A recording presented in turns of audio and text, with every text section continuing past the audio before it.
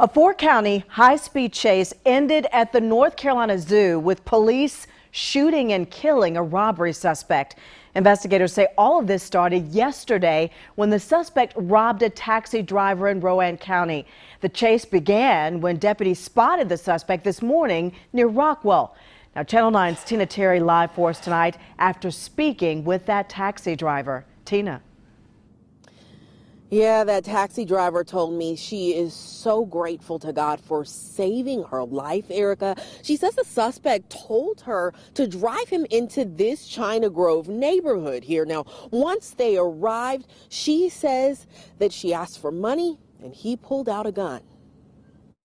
The suspect, Troy Castor, was reportedly very talkative during that cab ride, but the driver says his disposition changed as soon as she stopped in this China Grove neighborhood. So I looked back to see, to get the money from him, and he had the gun, and he said, "Give me your money." I heard a click. The gun didn't fire the very first time. That driver, Frances Mason, works for Carolina Taxi in Kannapolis.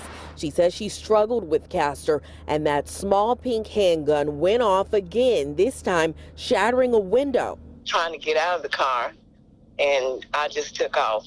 Rowan County deputies took out this warrant for his arrest. They found Castor driving near his home in Rockwell around 5:30 this morning and tried to pull him over. But they say that he wouldn't stop and led them on a high-speed chase going 100 miles an hour at times. They followed him from Rowan through Davidson County and into Randolph County on Highway 49. But he was driving in a very erratic manner, and he was not going to stop for anyone.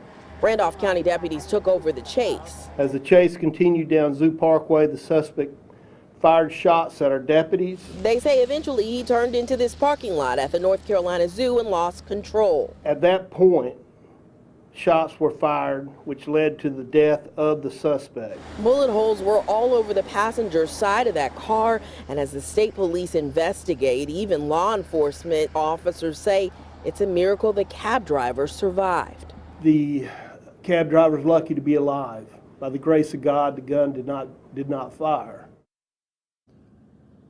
And of course, Castor died from his injuries. Police tell us that he stole that pink handgun in a robbery this weekend. Back to you. All right, and I know that taxi driver is shaken, but I'm sure no one wanted any of this to end in a death. All right, thank you, Tina.